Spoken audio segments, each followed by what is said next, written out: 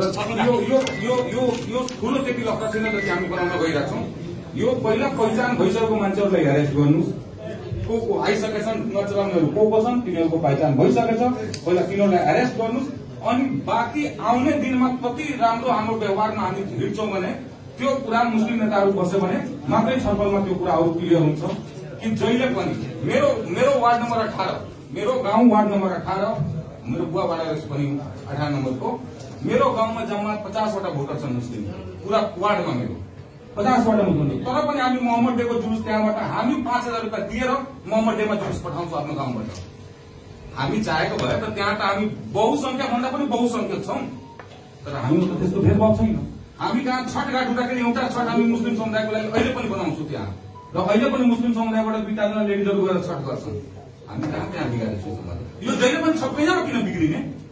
जहिले पनि जुलुस सबैजनामा 2 नम्बर वार्डमा जन्मबित्तिकै ढुङ्गामुढा किन हुने?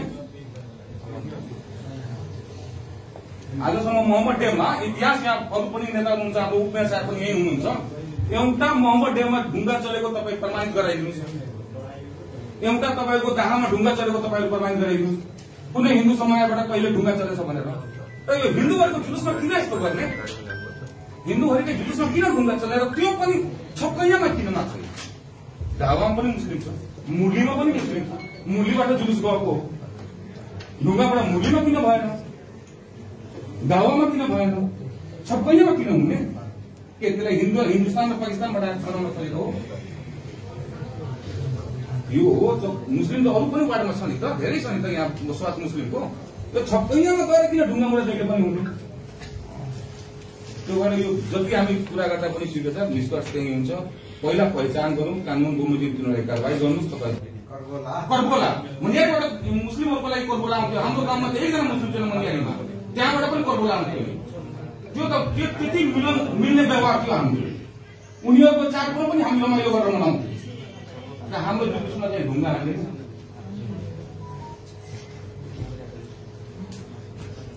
कर्बोलामा 7-8 गाउँको कर्बोला आउँछ, सबै ठाउँमा मुस्लिम छ, सबै ठाउँबाट अलिकति मुस्लिम छ, तर त्यत्रो जुलुस मुस्लिमको हुँदैन, त्यहाँ त हिन्दूहरू पनि आउँछ। मेरो घर अगाडि बाना भाग्ने मुस्लिमहरूको कर्बोलाको बाना भाग्ने प्र्याक्टिस मेरो घर अगाडि हुन्थ्यो, र हाम्रो त्यो ताजबाज बनाएर हाम्रो कर्बोला आउँथ्यो मेरो गाउँबाट। यो कुरा सबैजनाको नेताजीहरू बुझ्नु पर्यो। किन तपाईँहरूले त्यो रेड जोनमा किन लग्नु भइरहेको